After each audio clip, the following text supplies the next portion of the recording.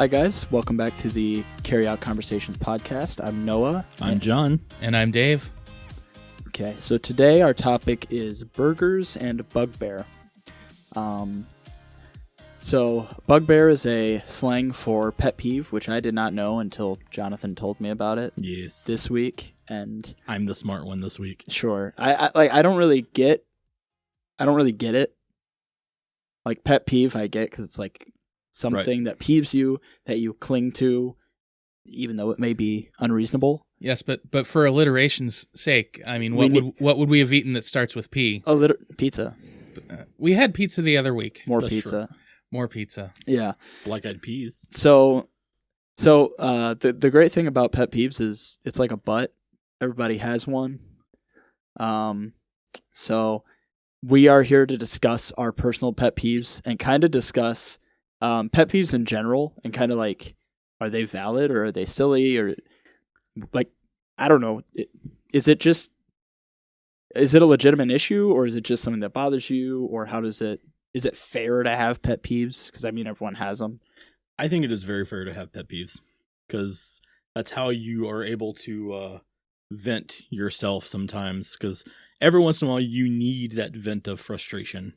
And going back to like what you said earlier, so looking at it, the actual definition of bugbear is something that bothers you, but you deal with it. Or, say like, this bugs me, but I'm going to bear it. Type of thing. So it kind of puts it in together. And so it's like, so something that bothers you, but yet you're going to put up with it just because you kind of have to, or because it's not as detrimental to life as what some people think it is. Okay. So who would like to share a pet peeve first? I have one in the chamber, but I want to see who here of you two, who is more eager to share their frustrations today. Well, I have a work specific one. Ooh. So I do shipping and receiving at the place where we work. So for those of you who don't know, shipping and receiving, sometimes you have to guide a truck driver, into the dock or whatever you're using to unload. Sometimes you have to go on the truck with a forklift or whatever. But I even experienced this at my last job where we had loading docks, and it is truck drivers who just don't know what they are doing. Mm-hmm. Like, how did you get your CDL? I'm always wondering. Like, I remember one time I was guiding a guy in with my hand, because what you do is you make visual contact with the driver through their rearview mirror, and you motion for them to keep coming back, or you motion stop, and you speak or yell clearly, stop, come on back, keep coming. So I remember one time I was yelling, stop, and the guy didn't stop. And I don't know if you remember, Jonathan, but he contributed to the breakage of our ramp before we got it fixed. Yeah, I kind of do remember that one. And he wasn't the only one. There was one, I don't remember if I was off that day or if I was on lunch, but another one of our coworkers had an even worse experience than that one. Mm-hmm. And yeah, that just bugs me to no end. It's like, you're here to do a job. Mm-hmm. How do you not know how to do that job? Is this your first day driving? Did you just, come straight out of trucker school? Well, and I think that's kind of interesting too, because, a lot of times people will, that is something that is detrimental, because if you don't do that properly, if you don't drive properly, or you don't listen or look at your surroundings, you can seriously hurt or kill somebody. Yeah, sure. Like I remember something, it was before you guys showed up, before you guys started working with us. There was a truck that came in to our location, and he pulls in straight because he could not figure out how to back up, or he couldn't figure out how to turn around. So he pulls in straight, gets out of his truck, walks inside, and we just hear this enormous crash. For whatever reason, this guy either did not put his park brake on, or it failed, and literally that truck ran straight through that back wall that's back behind, that's right there at the building. Really? So like if you're coming down the hill and you look right at that back wall, you see how there's like 2 or 3 brand new sections it's because of that right there. The guy just did not pay attention to what he was doing. And I mean, it's luckily that, nobody else was really outside at the moment, because that would have killed somebody. Yeah. Yeah, nobody got hurt. But I mean, it's just like, to me, that's not and I mean, I know it's different with you, but to me, it's not a pet peeve. That's a serious issue, because that's like something detrimental. Yeah. I mean, I'm sorry. I don't want to be on one of those commercials on, I got $1 million because this guy ran me over. No, I don't want that. For every $1 million guy, there's like 100 people who didn't get the $1 million.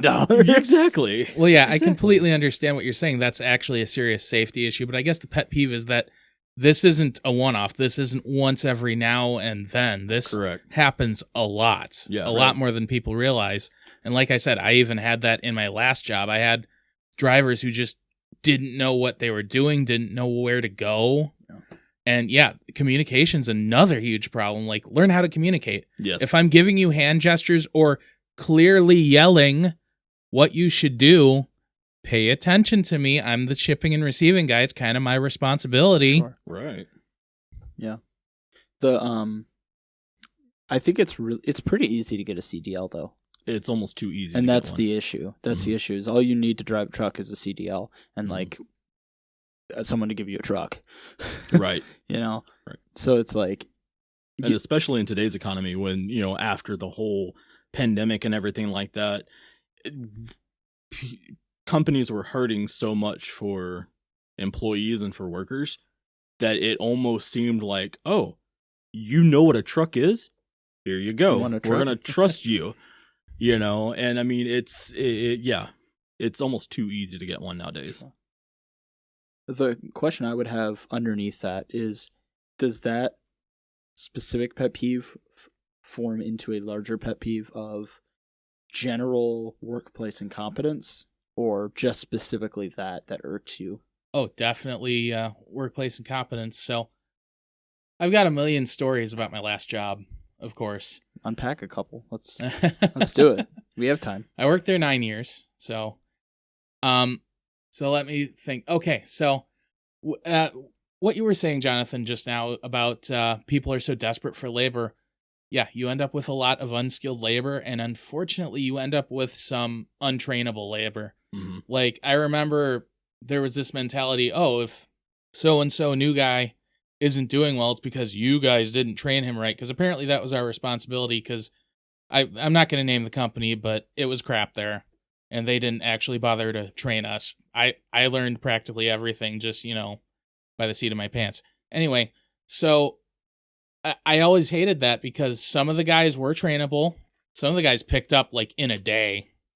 Those were some of my favorites, but you know what? Those were the skilled guys. So the thing about the skilled workers is they almost never lasted, because they were like, this place is crap.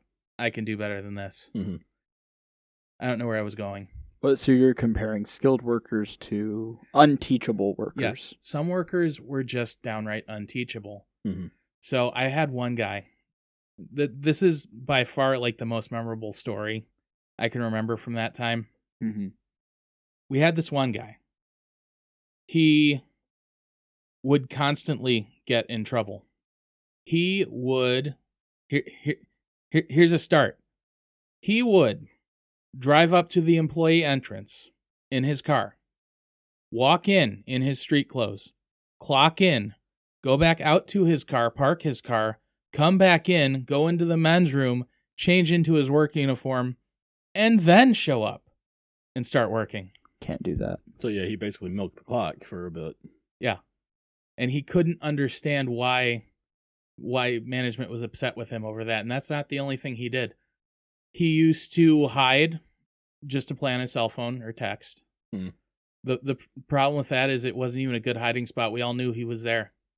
I even said, because when the managers walked by and asked, oh, where's so-and-so? And I'm like, oh, he's probably hiding behind that. And he was. And he heard me. And apparently he filed a complaint about that I said that. What was his IQ? I don't know. So supposedly he went to college for electrical engineering. I would not trust him around electricity. Going to college and graduating are two different things. Yes.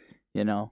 So, like, if I ever have someone apply for a job, like, if I'm ever in charge of hiring and someone's application says some college, they should either be a student or they had to leave because of financial difficulty. If there's any other reason, you're not getting hired. Because you just couldn't hack it. Right. And it's like, community college, it's not that hard. So, well, but by unteachable, like, was it a refusal to work or sometimes an incapability physically? With this particular guy, I think it was a little of both. Sure. Because we would teach him how to do things over and over, and he would just... It was weird. He would, like, stare off into space and then forget what he was doing. Sure. Just out of nowhere. I had another guy. He didn't last very long. So, we were sorting what came off a truck, and he showed me a box and said, "Where does this go?" And I'm like, "Okay, this goes over there on that pallet over there." Came back to me a minute later with another of the exact same box. "Where does this go?" It goes over there. Happened a third time. And I couldn't take it at that point. Like, it's the same box that you just had two of. Why can't you remember? It's not like it was a complicated layout. So, yeah. He was unteachable. Jonathan? Yeah, we have quite a few of those. A lot of the jobs that I've worked at, and I mean, I say a lot of the jobs, I've only had 3 particular jobs in my entire lifetime. I've kind of come to a census where I will not talk to anybody until I know that they're going to last. I remember you telling me that. Yeah. Because we didn't really interact for my first month. Yeah, I think for about a first month and a half, I didn't say a single word to Dave. And it wasn't because I don't like him, wasn't because of anything other than I don't want to get to the point of like, oh, I like this guy and we're going to be, good working together, and then he's gone. Either because he quit or because he got fired or anything like that. And even like some of the people that we have now, I still don't really talk to them that much just because I don't want to get to that point of almost getting your hopes up and then just being like, oh, you're such a disappointment, or because you left or something like that. And isn't that just such a sad commentary? Like you don't want to get attached to people because they might turn out to be incompetent workers, or they might, turn out to have a bad attitude and just take management off to the point that they get fired or some other thing like that. It also makes sense. It's like a weird thing where it's like you don't want to associate with people who suck at jobs. Right. Like when you just meet someone at like a bar or at like a baseball game or something and you become friends, you don't think about it like that. When you meet people in work, it's like, I am going to judge who you are by how you do. And I'm going to see you every single day. So I will see if you fail. Yeah. And that doesn't mean we're perfect or we don't make mistakes. Right. Of course. But it's like the way that work friends interact and the way that people you meet outside of work interact is different. And I think you can still be friends with someone after you leave that work environment. But the dynamic shifts. Yeah. Whether you want it to or not, it does. Yeah. I said it. Oh, sorry. No, go ahead. I said it multiple times at my last job. Like, oh, sure, so-and-so is a nice guy. He's cool. I'd love to go bowling with him, but he's such a horrible worker. I don't want to work with him anymore. Yep. Yep. And, it's funny because, like, it leads into one of mine that I think about, too, and it has to do with work. It's when people don't want to do their job, but they feel like they need to tell you how to do yours. Ooh. That's something that gets me so bad.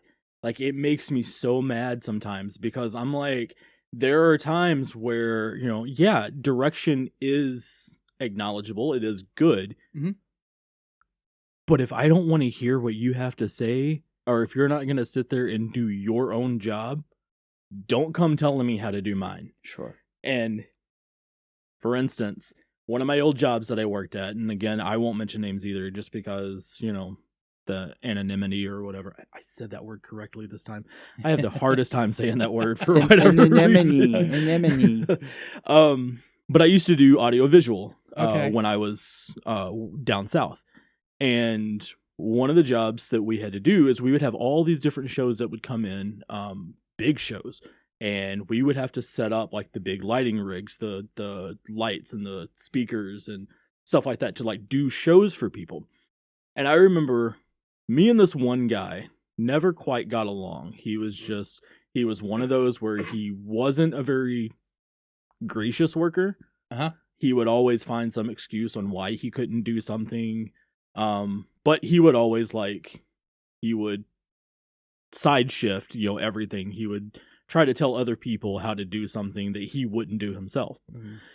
And so I remember one day I had been upset with him because he disappeared while we were building a rig.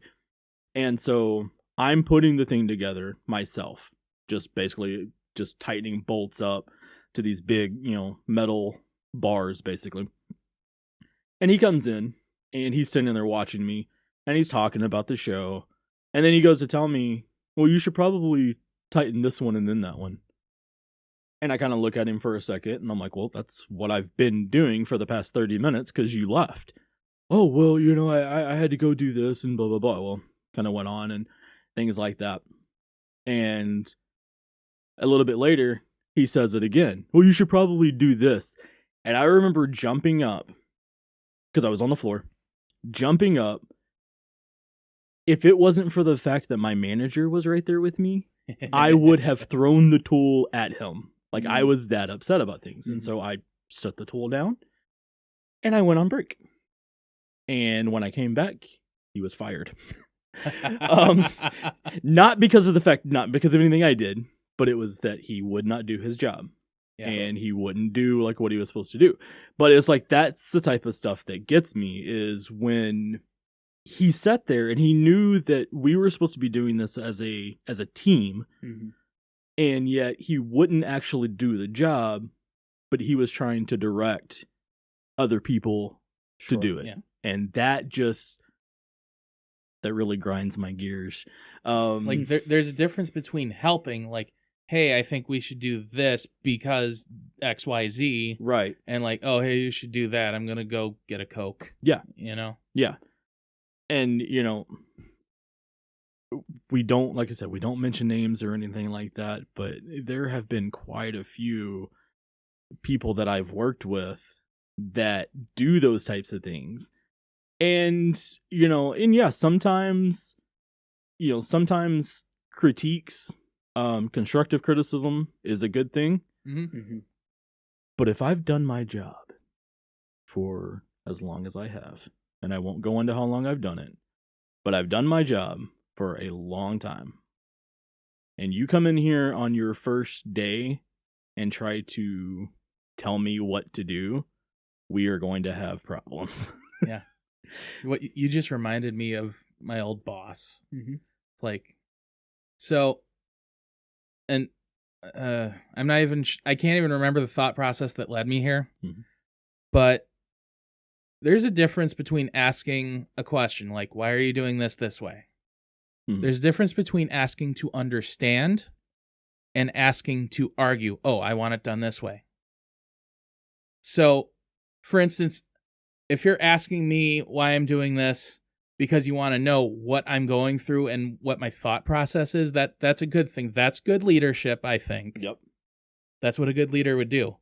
If you're asking me why I'm doing this, and I tell you that the reason is because the sky is blue, and then you want to argue, well, sometimes the sky is green, when there's tornadoes. You just want it done your way, even if your way only works 10% of the time. Mm-hmm. And I can't remember how what you said led me to that, but it just reminded me of that, and I wanted to get that off my chest, because I've been wanting to say that for years. Definitely. All right, so what is yours, Noah? So mine has nothing to do with work. Mm-hmm. It has everything to do with people. Mm-hmm. Mm-hmm. Mm-hmm. So, what my pet peeve is when people start to do they'll say something to you, and you either weren't paying attention or you just genuinely did not hear them. Mm-hmm. And you'll ask, oh, what was that you said? And they will say, oh, nothing. Now, the reason that upsets me is because you and you, the one who said nothing, and me, the one who heard you said something that I didn't fully hear, know you said something. It's not technically a lie.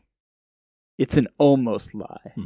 Because the conversation is undergirded with the understanding that them saying, oh, nothing, is slang for it's not important. But I still hate that term. Yeah. Because they're like, oh, it was nothing. It's like, no, it was something, and I want to hear it. And then, there's been times where I find out later that it was super important information that I should have known, and that would have changed the course of my life. I'm going to be honest, I'm one of those who hates having to repeat himself. I hate having to repeat myself. So, my question to you then, Noah, is do you find you're asking people to repeat themselves a lot, or is it just once in a while? It's normally once in a while, but it also depends on where I am. Because if I'm one of those peoples. I knew I said it the first time, so I had to correct with a fail for comedic sake. I'm one of those peoples who when I'm focused on something, I cannot hear you. And it's not me trying to be mean. I don't know if other people are like this, but if I'm lasered in on something, you're not there. Yeah. It's not me trying to be rude, but I legitimately probably didn't hear you because I'm so busy doing whatever I'm doing in my own head that I can't hear you. And so if that's like a narcissism thing, I'd feel bad because it's like you're so busy thinking about whatever you're thinking you can't hear others. That's another thing, but it's normally just when I'm busy or I'm like hyper focused on something. I don't think it's a narcissistic thing, or I think it's more of just like you said earlier, like you're lasered and you're focused, and many times it's like, yeah, you kind of get that tunnel vision. Exactly. Where you're focused on what you're doing because you have a job to do. Sure. And then when everybody else is bringing their opinions or their questions or anything else in, it's like you kind of just tune them out because you're trying to get your particular thing done. Sure. That's not anything other than just being human. I mean, I do it all the time myself. Yeah. Like I don't listen to half the stuff you guys say, and then I'll just nod my head like I do. Yeah, sure. Good point. Yeah, exactly. But yeah, it's just it's just how it is with people, though. Well, that's like a conversational pet peeve. And there's a couple of those. I hate when people text LOL for no reason. It's like I said nothing funny. They're trying to fill a void in the conversation, so they say LOL. Because when, like, for example, if I'm texting a female and she responds LOL, one, I know what I said wasn't funny. Okay. I love you. No. LOL. No. Two, I know that she's just like, yeah, it's just like a filler thing to get me to shut up. Like, women will do that. Just be like, LMAO, LOL. And it's like, this takes no effort. It's like, girl, I seen you write paragraphs. Right. These are not paragraphs. You gotta read between the lines, though. There's one line. Actually, there's LOL. two. There's two, because the L and the L. So, thanks. You gotta read that O between the two. Oh, so their response to what I said was O? Yes. Well, the argument could be made that that's better than no response at all. I don't agree. I think this is actually interesting. Do you guys think that a disingenuous, not just in texting, but like in conversation in general, is a disingenuous response better than no response? No. Thank you.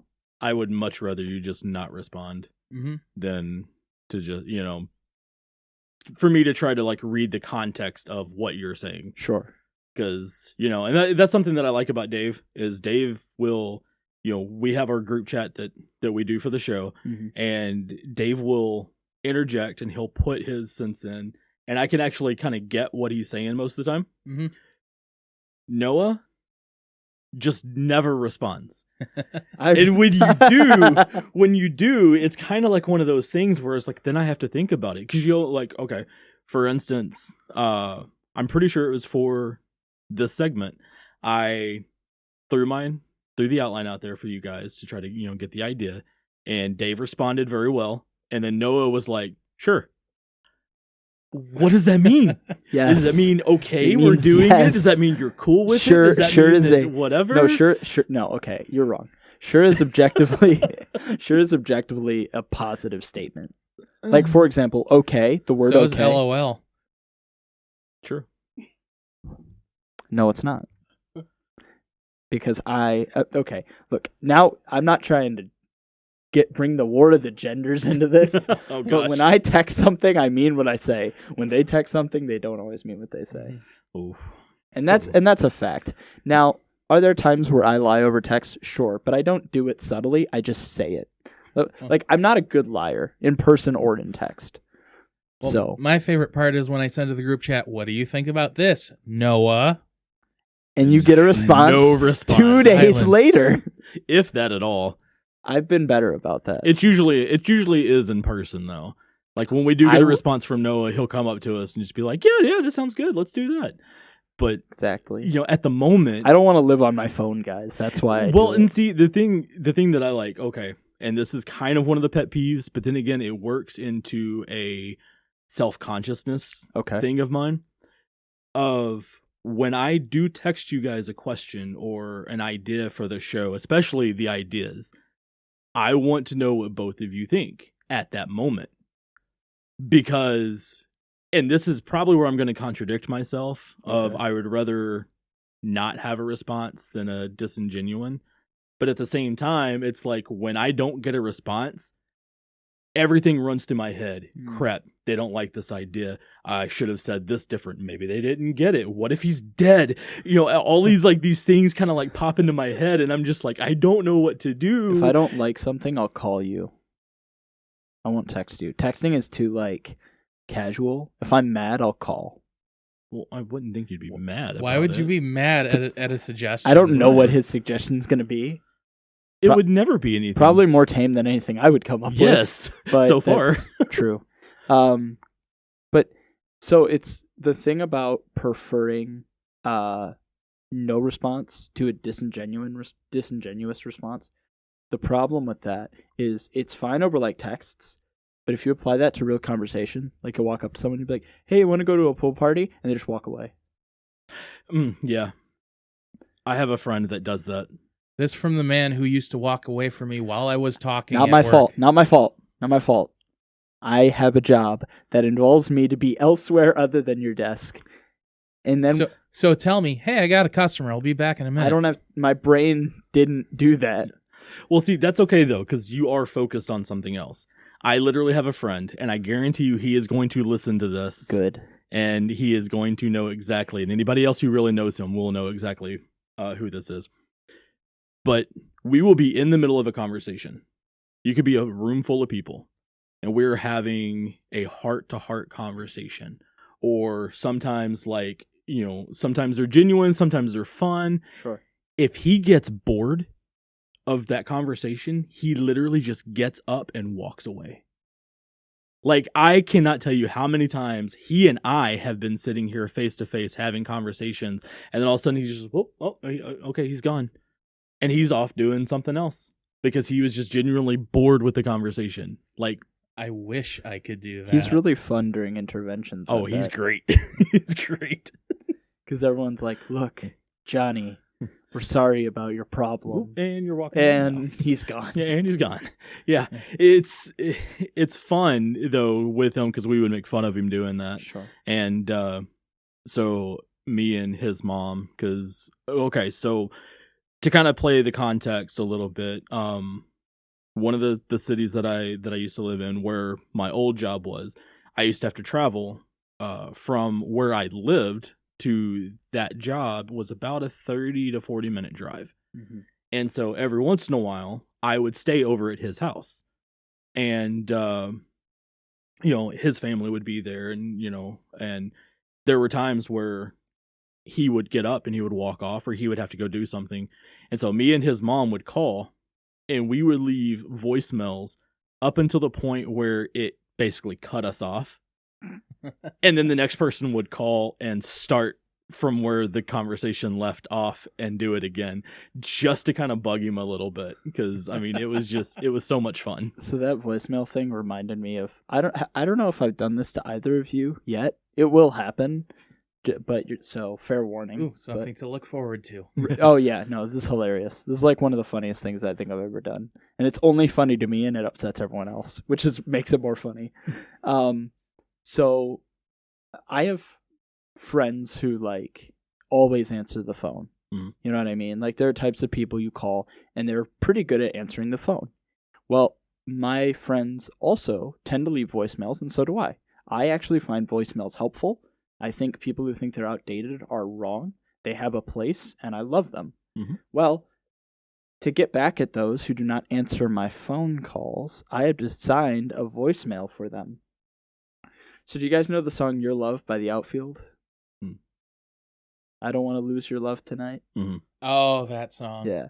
So I yell the opener of that song in like a super high pitched squealy voice on speaker right into the mic. So it's just like yelling the Josie's on a vacation far away part right into their ear. Oh. So then when they answer my voicemails, that's what they're greeted with. Oof.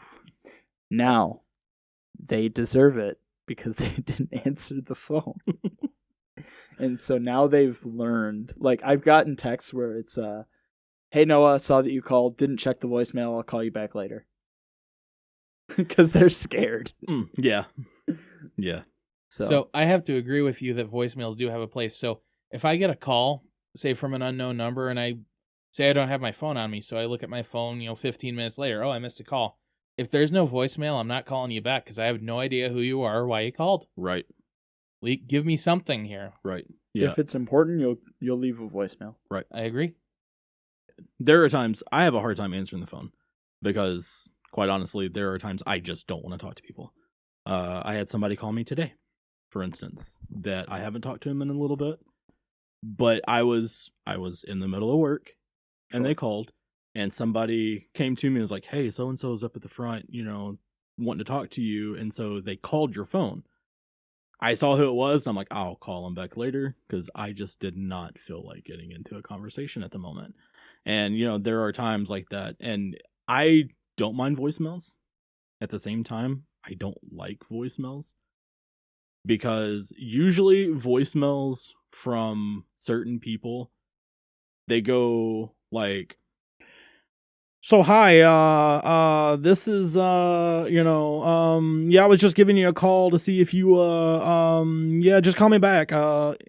I cannot stand that. Yeah. Like I cannot stand that. Like if you know what you're going to say before you say it. Or their voicemail is them in a car and the wind is like blocking out everything they're saying so you can't understand them. Yeah, this is yeah, that type of stuff, like that is a pet peeve of mine. And I know I probably just spiked the mic there for a second, but you're good. That is a pet peeve of mine of bad voicemails. Not knowing what you're going to say before you say it. Sure. Oh yeah. Speak before you speak. I tell my daughter this all the time because she'll come to me and she'll be like, "Oh, Dad, I was going to see if you wanted to stop. Think about it, then speak. Like don't try to make it up as you go, because a lot of people can't do that. And I do tend to do it myself sometimes, where I will start to say something and my brain will literally just click off like mid-sentence and I'll forget everything that I was trying to say. Mm-hmm.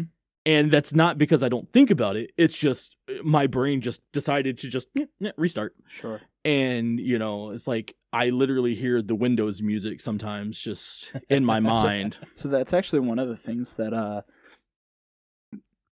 affects perceived intelligence is word recall.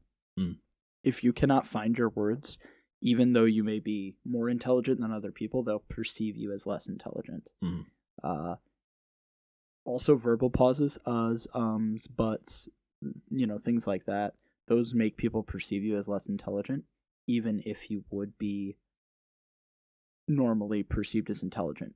Take the words you're saying and add in those verbal stops or those pauses, and people will not view you the same. Right.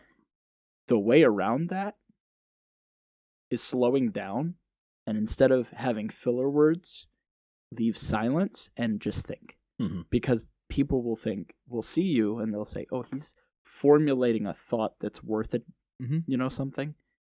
It's not just, verbal garbage spewing out of his mouth. Mhm. So, And I would rather, when people talk, I would rather have that little bit of a silence than, like you said, have those filler words. And, you guys know what I'm talking about. We work with some people that it's like every other word is an F-bomb or, things like that. you guys talking about me? Yes, Noah, we talk about you, the way you talk to your customers. There are people, and it's not just with what people we work with, it's just in general, and we kind of had that conversation a little bit a couple weeks ago about how the language has devolved and stuff like that, and how it's transformed from people used to speak eloquently to every other word is an F-bomb because they can't think of what they're wanting to say, so they just start filling in. And, it just seems to me like that's something that bothers me, not just because I don't want to hear it, but I'm like, dude, I've heard you talk. I've heard you, speak to people. You have a voice. You have a good vocabulary. Use it. Sure. Don't just start throwing these words in there hoping that they make sense, because do I believe that there is a point where you can swear and it be in context? Yes. Do I want you to do it? No. But another pet peeve of mine kind of leads into that, is where you just start throwing words out there just simply because you can't think of anything else to say. Like you were saying, it's like you start doing those filler words, but there are other words to use than, little 4-letter, Well, have either of you researched neurotropics at all? I don't even know what that means. So, for legal reasons, they're dietary supplements. In America, at least. In every other country, they're neurotropics, but in America, they're labeled dietary supplements. So, one of the primary things that neurotropics do is they can either be synthetic or natural, but they're essentially drugs that affect the brain for the better.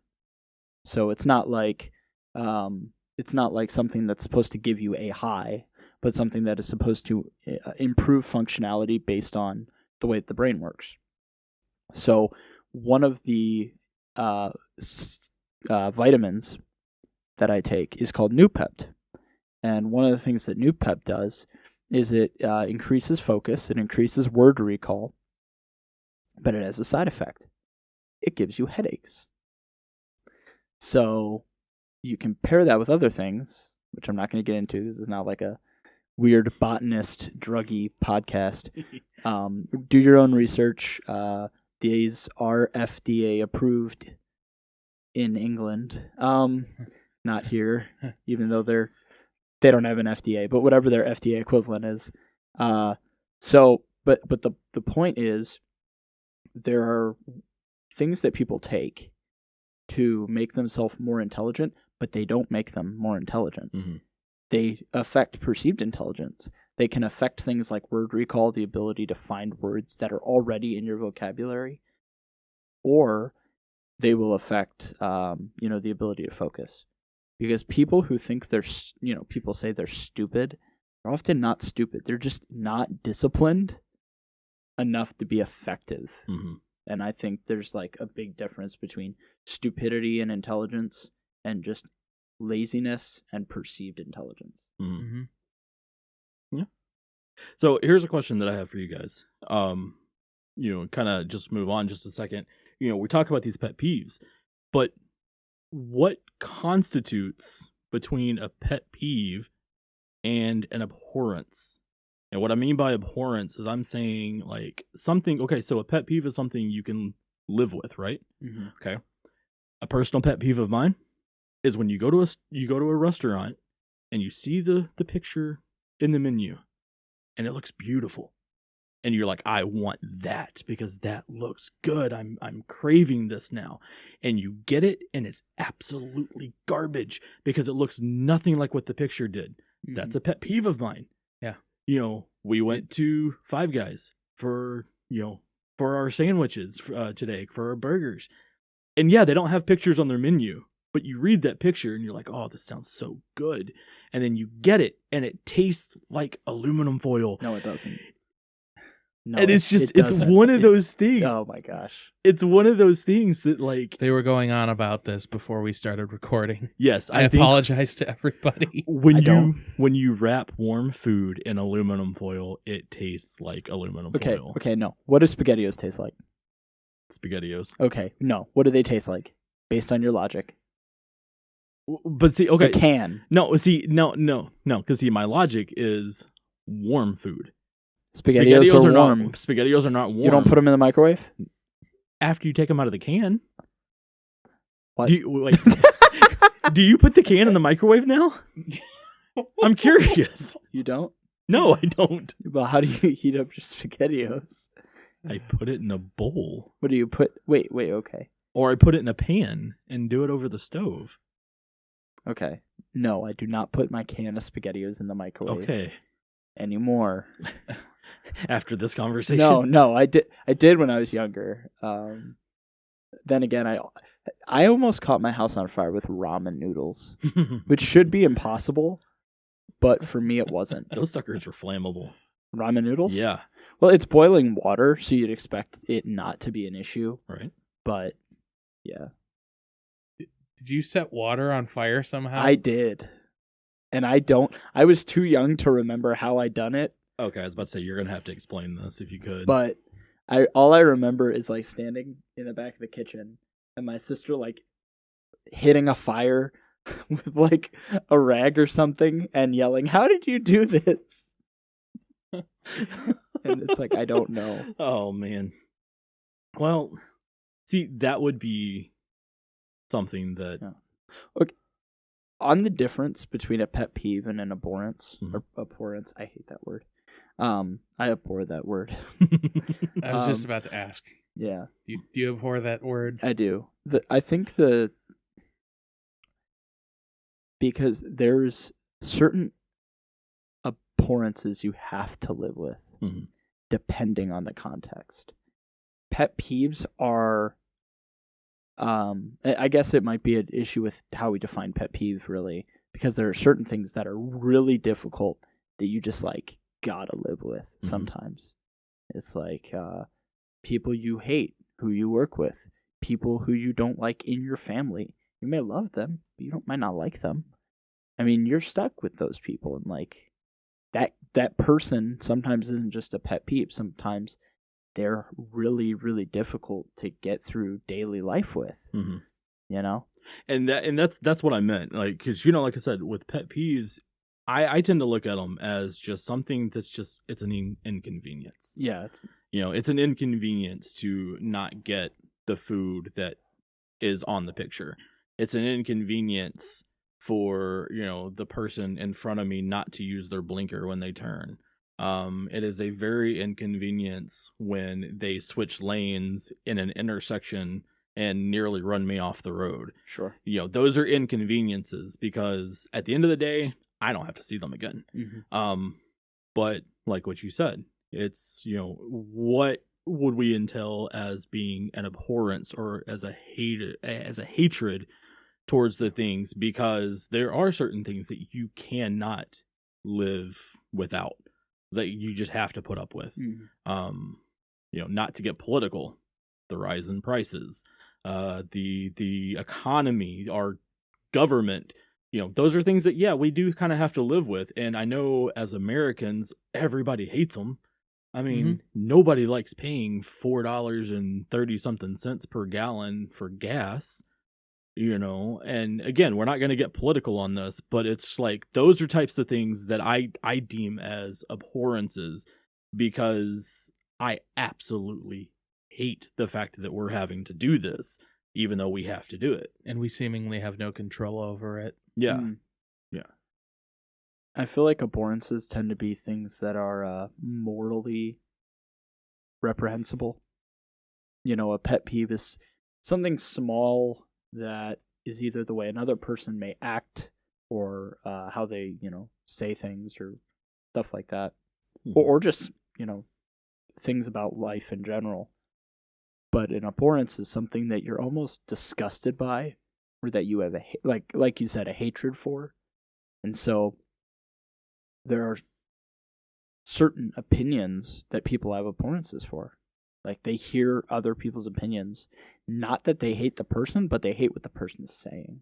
Mm-hmm. And so I would say that one of the distinctions between a pet peeve and an abhorrence is pet peeves tend to not be in the realm of morality, and abhorrences do tend to be an issue of morality. And morality does play a big part of life, whether you think it or not. Sure. It does play a big part of life because, everybody knows what's right and what's wrong. Because everybody does. Everybody knows that you shouldn't lie. Everybody knows that. You're taught that at a very young age. Sure. But people still do it because it helps them or it makes themselves feel good or it pulls themselves out of, a situation where, hopefully if they tell a lie, then it'll make them look better than what they are. Mm-hmm. That to me is an abhorrence. That's not a pet peeve of mine. That's something I absolutely hate. Now, does that mean that I don't lie? No. I lie on the daily. Because I have to smile and put up with some people that I have to put up with. Daily Liar, Jonathan Brown. That's my new podcast. I'm going to spend 10 minutes giving lies every day. He just reads like a fake news report. He's like, today in Platypus News. Well, that would be CNN News. Ooh. But we don't talk about that one. You said we weren't going to get political. Yeah, no politics. I said we're not getting political. Yeah, at this point, that's a statement of fact. It's not a political belief. Yeah. CNN is run by bears. Okay. Moon bears, specifically. Oh. Not panda bears? No. And inside of all their heads is a small Marco Rubio running around. He's in a wheel. Yeah. A hamster wheel. Yeah. Okay. I'm okay with that. And Dan Crenshaw's with him. Yeah, okay. So, but, it's like, those are the types of things that I find as an abhorrence. Because, like you said, it's a morality thing, and people know what's right and what's wrong. You know that you're not supposed to go out and steal. Sure. But people do that. Whether it's little bit here and there or it's robbing a bank, people still do it. And it's just something that's like, as a society, we have gone from these little things that bother us to basically doing everything wrong and then justifying it. Oh, well, if I made more money, I wouldn't have to steal from my company. Mm-hmm. If I got paid more, I would actually do my job that they asked me to do. That's the type of stuff that I can't stand, like absolutely can't stand. And that leads me to the next question that I have to ask is, how do we work around that? Like, how do we work around from, even if it's just being a pet peeve? Let's start with that. How do we work around our pet peeves? Get over yourself. That's the real answer. Yeah, like recognize that you're not perfect either, and some of the things you do are going to annoy that person that you're annoyed at. Yeah. Well, I'm sure I've done the thing that bothers me. The pet peeve I listed. I guarantee I've done it. Mm-hmm. Guaranteed. LOL. Dude. Exactly. So from now on, every response I'm going to give you face to face is going to be LOL. It's going to be what I'm going to do. It's going to be rough when you come to like a funeral of like a family member and you walk up, you're like, lol. It's just like, it's like, dude, you can't do that. And it's like, you're right. LMAO. Yeah. I always liked that statement. I'm sorry and my bad mean the same thing except for at a funeral. Wow. Yes. Yeah, you never want to say like oops. Yeah. At a funeral. Oops, my bad. My bad. Yeah. Or you definitely don't want that to be the last thing you hear when you're in surgery and you're about to go under. Yeah. Oh no. Yeah. No. That's. Have you seen you guys watched that 70s show, right? Yes. Okay. Yeah. So you remember that episode where Eric Foreman is driving his grandmother home and he's like, "Grandma, would it kill you to be nicer?" And then she dies. dies. Yeah. Yes. Yes. It wouldn't kill you to be nice, but I think it did because she died. Yeah, that's literally what he says. His daddy's like, "I told her it wouldn't kill her to be nice, and well, she's dead." Oh man. What was the topic at hand? That 70s I already show. forgot. How do we work around our pet peeves? Okay. We work around, like you guys said, basically just realize that you are human. Yeah. You do make mistakes. Mhm. You do forget to turn your blinker on when you are switching lanes sometimes, or, I tend to think about it like the way to work around them is to ignore it. Mm. And I don't know if that's a good thing or a bad thing, Sure. because there are certain things, like there are certain people, and it's funny how when we talk about pet peeves, a lot of them have to do with people. Yeah. It's not necessarily just, anything in particular, or like a minor nuisance of, oh, my tire is one size and my other tire is not. No, it has to do with the people that we work around and the people that we go day to day with.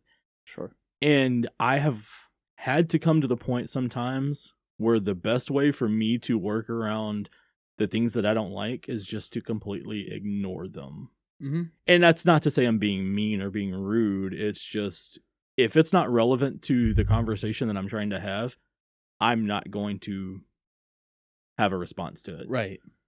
And that I think that's a good thing. It's like you're not ignoring the person that's annoying you. You're just ignoring the annoying thing that they do. Right. And when they actually have something relevant or interesting to say to you, then you kind of pay attention. It's like, oh yeah, Yeah. I think that another way is what we're doing here, which is kind of laughing about it. Mm-hmm. Mhm. I mean, how many of the bad things that happen in our lives make the funniest stories? Very true. Because tragedy plus time equals comedy. Very true. I also love the joke where people are like, comedy plus tragedy equals time. They just like switch it around. And every physicist is like, what? But there is truth to, like, we have to handle difficult things in our lives, not just pet peeves, but other difficult things in our lives by looking back and just saying it's kind of funny and making light of, not even funny, but making light of the heavy things. Mm-hmm. Because I don't know if you guys have ever had this before. I think every family has like a certain amount of trauma. Like even in good families, I think everyone has stuff. Yeah. And when you're sitting around joking about like I don't know, kind of the darker moments you've had with your family, nothing is funnier. No. Nothing. I don't know, that's just my take. But the problem with that one is when you're laughing at it and everybody's like, but grandma died. Yeah. And you're, and then it's you're your laughing turn. hysterical. Yeah. I would have totally been a like stand-up comic if it weren't for certain people in my family who would get mad at me for doing stand-up comedy. It's like clock's ticking, y'all. Yep. One of these days, you will be the punchline. I tend to agree with that too. Because you have to find that upside in things. Yeah. And sometimes, like we've said before, is like there are things that are out of our control. There are things that we cannot, no matter what we do, we can't decide the outcome. Mm-hmm. And it's once you do have that outcome and it turns out to be like just something that's, amazing or whatever, it's like the journey to that outcome a lot of times is the fun part. Mm-hmm. I for example, like I thought it was absolutely funny when, so at my old job, Yeah. I lived down south. I lived in Arkansas. We got two types of weather: tornado and sun. Tornado's not a weather type. Oh, it is That's down a there. natural disaster. It is down there. Tornado is like a season. Okay, we have tornado seasons down there. Yeah, but you like you look out the window and you're like, hey, babe, it's tornado outside. Yeah, basically. Well, better call off work, Right? So the one time we actually got something different. We actually got snow. Bless you. We don't get a lot of snow down south, and when we do, it's usually there for a moment and then it's gone. Well, we had a snowstorm come in one day, and I was at work. I was part-time at the time, and so because I had to drive 40 minutes away back and forth to work, my job ended up putting us up in a hotel right next door. So that way we could be there. We didn't have to drive or anything like that. And then we would be there for the next day. And I remember my boss coming up and saying like, all right, here's your room key. This is where you're going to be. You and another guy are going to be here. And then I'm thinking like, oh, crap. All of my stuff's home. I have no clothes, have nothing, no food. What am I going to do? This type of thing. And I'm sitting like, again, I'm in a part-time job. Well, he comes up a few minutes later, and he's like, so I have a question for you. Mm-hmm. How would you like to be full-time? And I'm thinking like, oh, this is great. It's like full-time is good. I would love to be full-time. He's like, yeah, so-and-so just got fired. And I'm like, oh, this is the person that's supposed to be teaching me everything that I'm doing. Oh. And so I'm just like, can I ask why? And he told me the reason, and I'm not going to get into it, but he's like, yeah, so-and-so got fired. So here's your room key. You're going to be by yourself for the night. And then when you come in the morning, we'll fill out the paperwork for full time. Now, I say all of that to be like, I was working part-time. I found it very inconvenient that I had to stay in a hotel room with another grown man that I didn't even know. I mean, it's like the worst hookup ever. But the good thing that came out of it was the fact that I was able to do a full-time job. Now, I thought it was very funny the way that I did it, but at the same time, even the guy that ended up getting fired, I talked to him a little bit later, and he was like, yeah, that was probably the best decision I've ever made of getting fired, because now I'm working at this job and doing this and this and this, and he things decided like to get fired, well, I can't repeat what he said, okay. But yeah, he basically said something with the intent of getting fired. Well, it's not really the thing of I quit. I didn't get fired, I quit. But it's yelling at a boss like, fire me. Yeah, basically. Which no one should do. No. I've been tempted. I'll be honest. Not at our current job, but no, at my well, last one. Not to quit, but to yell, fire me? Yeah. Why? I was pretty integral to what was going on. Like, my coworkers still tell me today that they miss me, or my former coworkers. Sure. Yeah. Yeah. Well, that's a good thing, to be good at your job, to where months and months after leaving. It's been over a year at this point. Oh, really? It was last February. Okay. Oh, wow. What month is this? May? Not May. February. Yeah. Yes, it's not February. There's only 2 months a year. There's February and there's not February. February. I've had to do that myself, or actually didn't have to. I tried to do that at our current job. I tried my hardest to get sent home. And yeah, I just got laughed at By our boss. Okay. Yeah. Yeah. So That's really funny, actually. Yeah. So one of the things is I was working on a piece of machinery and I had to be on the floor. And so I was on the floor and I was on this piece of cardboard that if you rolled it up just right, it made itself into a box. Okay. So I'm sitting there and I'm like, want to go home. Like, I just did not want to be there that day. And I saw our bosses coming in, and I yelped, grabbed the box, and basically rolled back over like Transformer style into the box to where I would like hide myself. And yeah, I got called stupid and told to get up and get back to work. And so yeah, I was a little upset about that. You were one. trying to get sent home by I was trying my hardest by to doing get the sent home. funniest thing ever. That's how I would have responded. Well, Like, you should have like keyed his car or something, and then you get sent home. That would have gotten him fired. You think so? very I wouldn't possible. fire someone for keying my car. They'd be like, sick prank, brah. Well, you have to have a car to get. Exactly. Well, I have a car. I just can't drive it. Oh, Well, in keeping with the topic, it's like, how do you live with it without, or what was it?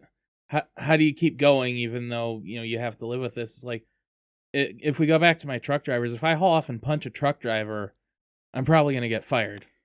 Or at least very, very significant disciplinary action. I don't know exactly what that would be. So it's like, I don't do it, and I just tolerate it because that's the best course of action I can take. right. One of You have to... I'm sorry I cut you off. No, you're fine. I cut you off. Well, now I lost my train of thought, darn you. No, it's the best course of action you can take, and you just kind of have to remember, is it worth it to punch somebody? Is it worth it, to yell at somebody or call them out? Like, what's going to be... What are you actually going to accomplish there? And would it be better off to just leave it alone? Tomorrow's another day. There was one truck driver you had who, you told me later, did a fairly poor job of backing up that day. I'm sure I've said that many times to many people. So. That driver, like, I was moving a piece of machinery into the back, and we were busy. Oh, yeah, I remember he helped you. Yeah, and he didn't have to, and that was very cool of him. Yeah, like, he hopped out of his truck and helped me push this thing in the back, and I didn't want to like go get a high load or pick up this unit because I had to get up front quick. And it's not one of the things where I can get on the high low or have someone else get on the high low and go do this thing because that'll take longer. So I just folded up the arms and then just pushed it back, and this truck driver literally just runs out of nowhere, grabs the unit, and starts pushing it with me. I'm like, it was awesome. And that kind of comes back to what we were saying about we judge you based on how you work versus who you are as a person. I'm sure he's a cool guy. Sure. Seems like he was probably a great guy. But yeah, I don't remember specifically what my interaction with him was, but yeah, if he wasn't good at his job, I probably would have been annoyed. I'll never forget that guy. Like, that made my day. And that's what's hard with our job is we don't have that chance to get to know people outside of work.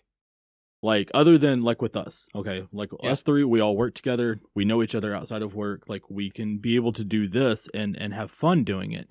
There are people at work that I will never get to know, nor do I really want to get to know them outside of work based on interaction that I've had during work. Like, I have to see them 8 hours of the day, 5 days a week. The last thing I want to do is see them outside of work.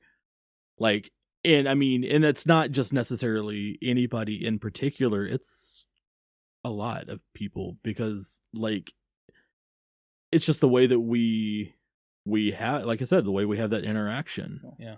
That's any job you get, though. Like, you're going to find people you like, you're going to find people you don't like. Right.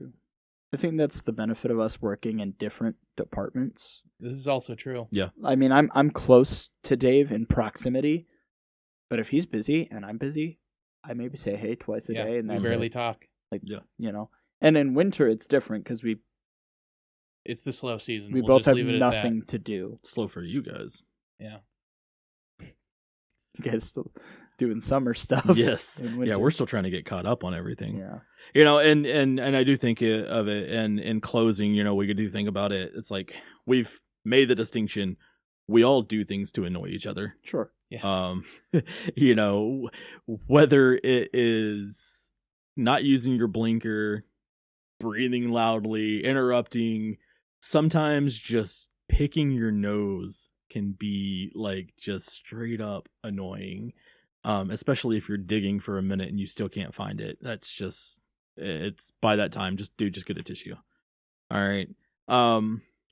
But I think the thing that we've got to make sure we do is like we don't get to the point where we lose control of ourselves in this, in this society and in this generation. All of the things that annoy us will eventually go away. So my thing that I would have to say as closing, don't let it fester. Just, Just brush it off. Let it roll off your back. Exactly. Mm-hmm. Take a deep breath. Move on. Exactly. Mm-hmm. So, yeah, and again, thank everybody for listening. This has been fun. I liked this one. Thanks, everybody, for listening. No. No? No. Why? See, now nobody's going to listen because you said no. Lol. LOL, people. All right. Again, my name is John. I'm Dave. And I'm Noah. Thank you guys so much.